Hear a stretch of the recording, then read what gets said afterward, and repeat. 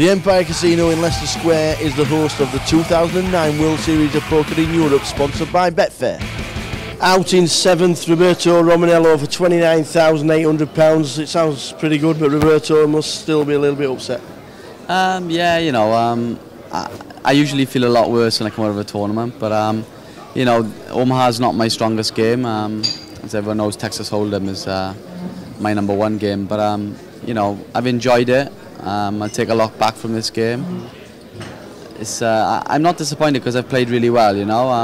I played a lot of small pots to get to this final table, and I'm using my skills of reading people, and that came into the game a lot, which is a lot tougher with 4 cards, you know.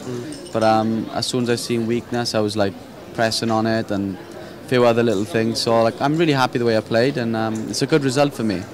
Now, you just said Omaha's not your strongest game. What's he actually sat at the table with these superstars? Oh, that doesn't bother me, you know. You know, it doesn't matter who sat at my table. That never phases me in the slightest. It's just, you know, when I first sat down, from day one, this was a star-studded field. There's a lot of good players, so I knew I'd have some good players on my table, like people who specialise in Omaha. So my plan was like just to like take back from what the better players are doing and just like sit back for a few hours and see how they're playing. And I noticed they were playing a lot of small pots.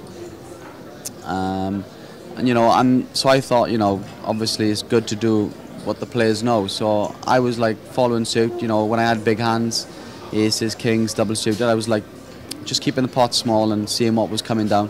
So I was like playing a lot of poker, and it suited me, you know, to play poker with all these guys. That's my game, to play flops and to get reads, and you know, instead of like a lot of these like internet superstars, they like to just shove and re-raise and make squeezes in Omaha. So like, it suited me to keep the pot small, get some reads, and that's how I got there, really. Just making some good calls and some good plays. Just tell us about the final hand. Final hand, the lunatic to my right keeps raising, the one with all the chips.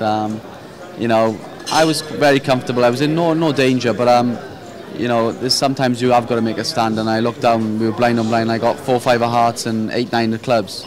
So I got a pretty little hand, but I called a small raise, free, and flop came down all rags, and I caught a pair with some, like, you know, straight draws, wherever, and yeah. So I thought I was going to check, I was going to like put him in if he bets, because you know, the pots and the blinds are big now, and I think he bet 50k, so then I bet the pot, which was like 160. It's virtually all my stack. So I took a chance that he has no hands and he's going to fold. And if I'm wrong and he's got maybe an overpair or whatever, I've still got, with my pair and my backdoor flush draws, I've still got a lot of outs. But it wasn't to be. He had a wrap. He had the worst hand, really. But that's the way it goes. It's all good.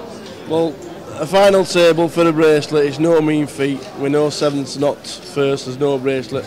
But Omaha events in future, do we see Roberto Romanello trying again? Yeah, you'll see me again, that's for sure. And I'm sure you'll see me on some more final tables of the WSOPE. That I'm quite sure of. So we'll see what happens. It's all good. Excellent stuff. Always good to see your tables. Thank you. Cheers, Roberto. Pleasure.